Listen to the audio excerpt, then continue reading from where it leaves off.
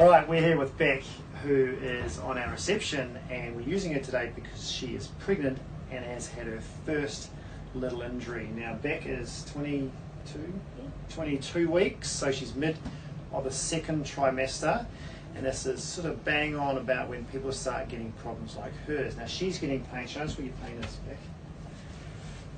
Okay, so sort of around that left hand side. Now most people who have this sort of problem get an SIJ issue around about this time, and we're going to test that today. We've done a little bit of testing, and she's pretty sore at the moment, so we're just going to go careful on her. But her pain is sort of wrapping around her hip now. It's actually better today, isn't it?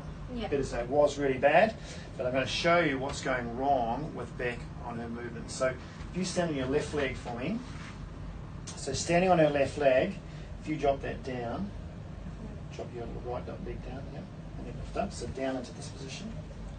Yeah, and then lift up. And what's that like? Sore. Okay, so when she does a shear movement on that left hand side is when they get problems. Now this is a classic one for after pregnancy as well, when mothers are carrying their baby on one hip, they get a load problem through that SIJ. Now, if you have line your back for me, Beck. Because she's only mid-trimester, she can lie on her back for a period of time for us to assess it. That's okay, and she can do some exercises for us to assess it as well. So she just bends her knee up. Now, with Beck, what we're going to test is what is happening with that SIJ on the left. Okay, so with her, obviously, she's second trimester, her pelvis is expanding, so ligaments are starting to get a little bit loose. And I would say it's a little bit of a combination. One, she's pregnant and her ligaments are getting loose, so she's pretty susceptible to getting an SIJ inflammatory problem going on. But two, what's happened with every pre-mum is her exercises drop down. So before, what we used to do, squats, lunges, running, doing weights, and now she's dropped all that and doing walking. So it's a combination of a little bit of deconditioning from not doing that, so she's losing all her glute strength. So she's got that going on, so she's dropping strength, and then her pelvis is changing and expanding and probably getting a little bit unstable. And it's usually on the one side you're usually weaker on, or the one side you lean on. And so we're going to test that today. So not necessarily it's tight, it feels really stiff, so I'll show you what I mean. I'm going to put this under her sacrum, and I'm going to give her an AP shear glide down into here. So it's going to be this way, and we're just going to have a look at the look on her face. You ready? No. There it is there. So I don't have to put too much pressure on, and what I'm feeling is that doesn't really want to move. There's a lot of resistance going on, so I'm not going to play around with that too much, but that's a definite positive little test for her SIJ, that when I do an AP glide, she's getting pain from it.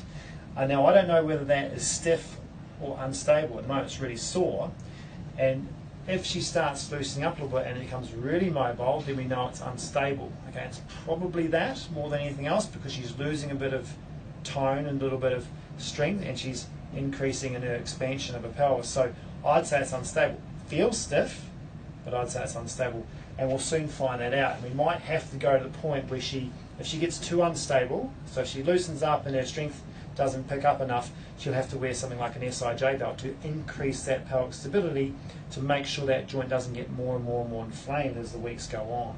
Okay, so with this, you'll see that she's lost a bit of range in her external rotation of her hip. So it's tightened up already. We got that to 90 degrees before, now it's just gone stiff again.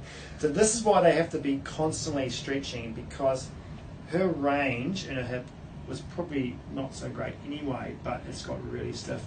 Now the one stretch you can do to help relieve the SIJ problem on the left is do a glute stretch, but with a straight leg. Because she's pregnant, we don't want to lie on her back for too long, but what we definitely don't want her doing is going into a glute stretch where she goes into flexion. Okay, so if she keeps her back nice and neutral, she can work on external rotation of the hip by putting both hands on the inside of her knee, doing a classic glute external rotation hip stretch there, and I can just hold her there. Now she's got a look on her face, but that's not the SIJ pain, is it? That's just tight. That's just tight. Tight in the hip. So that's a relieving stretch for her. So she does enough of this, she'll actually get that thing moving and stop the guarding going on that I feel as stiffness. So when I get in there It feels like a stiff, but it's guarding movement where the body is trying to lock down that side, which makes the whole thing more dysfunctional. She can't strengthen it, gets sore and sore and sore. So loosening this up is going to be a really good way for her to then go and strengthen it, which will then stabilise it, which will then get less painful, and away she goes. So she can just put like her foot on the corner of a sofa or something in the gym, and she's hold there as long as she's pushing out, and you're okay with that. Yeah. All right, so that's a really good relieving stretch for her. Now, because she can't do that, I want that AP movement to be quite good, and I'll show you what I want you to do. If you have a standing for me, back. What I want her working on is that's the first mobility for her hip. The second mobility is for the SIJ. So if you go up onto all fours like you were before, so jump up on that bed for me. So she goes, because it's her left hand side, right? She wants her left knee on the bed, holding to here. Now you can do it at home, you can just do this in your own bed or own sofa, or if you're in the gym you can hold on a bench. What she's going to do is she's going to do a movement where she drops her right leg down, so drop that down for me back. Yep. So she's trying to open up and stretch the left hand side. She also gives that glute a bit of a stretch. You okay with that? Yep. Yep. And then she lifts this right hand side up to the ceiling, which means she uses her left glute med and the rest of her glute on the left hand side as a contraction, which is a bit of strengthening, a bit of activation, and then drops down, slowly drops down, and to the point where she's got a bit of gravity going here to stretch and open up this left hand side, which is like me when I jumped up and down on that knee when she was on her back, but there's no massive load going through there like I produced. Okay, and then up again. So she'd do a bit of a stretch coming up, hold it for 2 or 3 seconds, and then slowly down and really drop that down into there. A bit of a deep stretch. You okay with that? Yeah. And up again. And I do about sort of 2 to 3 sets of 10 to open up that left hand side and loosen up as part of a mobility to try and improve what's going on there. And then she works on her strength. Okay, so there's 2 things that we're working on. Clams is one, and bridges is another, because she can still do bridges because she's only second trimester. Okay, go into your right hand side for me, babe. So her clams need to be done on side line. So she's got to get her external rotation strength up, okay? Admittedly, it wasn't that great to start with, and this is quite common. So if you're going into your pregnancy with your glutes, like history really didn't, your glutes weren't amazing as far as getting them activated. So she could do squats and lunges and runs and all that stuff, but she always had, the glutes weren't quite fully, activated. And then, of course, when you go into pregnancy, that is the first thing that comes out to the fore. So with her clams, remember, the best thing she can do is try and push her heels together, like you're squeezing a credit card between her heels, which you get a little bit of pre-firing here. She's just going to make sure that she maintains that pelvis does not move around. So she's got to try and keep a little bit of tone in her core, okay, just to try and keep that pelvis solid, and not worrying too much about raising the knee up, okay. She needs to focus on, excuse me, squeezing through here and clenching her butt cheek. Is that okay? Yeah. Now can you squeeze it hard enough to let that knee come up? Yeah. And holding it there, and then slowly lowering it down. But as she lowers, not letting that buttock go, trying to squeeze it on. As long as it doesn't bring on a massive amount of pain, it's not really too sore. Does it hurt that? Try again. Does it bring on that hip pain though? A tiny bit. Tiny bit. So a little bit's okay, not a massive amount, because she is weak and sore in there, so it will bring on a little bit. As long as when she gets through her second, third set, it's actually getting less and she feels better when she's standing up. So that's a really important one for her. Once she gets some activation there, the pain drops down a little bit, maybe in a week's time, and she can add a band to advance that. But I wouldn't put the band on just yet until we get enough activation going through and enough drop in sort of pain. Otherwise, we're probably just going to flare that up. Okay, cool that. Okay, go on your back. And then her second little exercise to try and improve her SIJ and get her glutes going is bridges, of course. Now, this one you can put a band on straight away. So the band would go around either the knees or on the thighs. So she is pulling out. Now, when you're pulling out, of course, you're going to switch on more glute, get some more external rotation torque, which is what we want. And as I said, she's in the second trimester. She can lie on her back, pregnancy like that. That is fine, as long as she's not there, for half an hour. She's just going to do 3 sets of 10 and then get up again. There's no problems.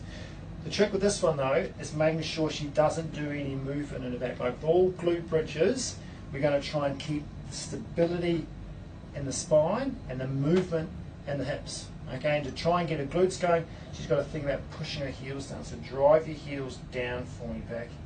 And then when she comes up, then she squares her butt cheeks together to try and get that stability through that SIJ, switch your glutes on, and then come down again. And the whole time, those knees need to stay parallel. That's why it's good having the band to keep pushing out against it. Okay, so use that when you're doing it. Try again for me, Beck. So hinging through there. And then when she comes down, she's got to keep the weight through the heels and try not let the buttock go too much. Go again for me if you're okay with that. Not too sore. Has it hurt a bit? It's okay. It's okay. So she can do pain-free exercise, which is great. Okay, and this is the one way of really getting those muscles working and doing something for that region to try and improve it without trying to have to go and do squats and lunges and that sort of thing, which is probably just going to make it worse at the moment. Okay, go again. So I do sort of 2 or 3 sets of 10, then you get up and reassess it and see how her walking's going. Okay?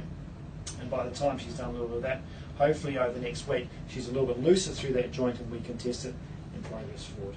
The other thing I need to show you as well is she's also got pain into extension, which is a bit of a complication because we don't really know whether this is a lower back discy problem as well or whether she's just gone into a lot of muscle spasm because of the sacroiliac joint pain. So if you show me your extension for me, Beck, so if you watch this, she can only sort of go back that far and she doesn't really like it. The other thing too about what Beck does is she tends to shear, so when she goes back she sort of shears backwards, like she sort of almost shears backwards, so her movement is not sort of extension, it's almost like a little bit of shearing into extension. So you just show me that again for me, Beck. Yeah, she sort of hinges and slides back on that point, which is going to jam it a bit. Just try when you go head back what happens. Yeah, she just stops at a point. Now, we're going to keep an eye on that and make sure that extension does improve over time. And we might have to do a little bit of soft tissue work and release work to help with that. But it's something that needs to improve over time because otherwise if she keeps, not being able to extend, she's going to have problems further down the track. We might get the SIJ problem right, but we've also got to make sure that this clears up as well. If it doesn't, it's something we're going to have to reassess. We'll see you next time.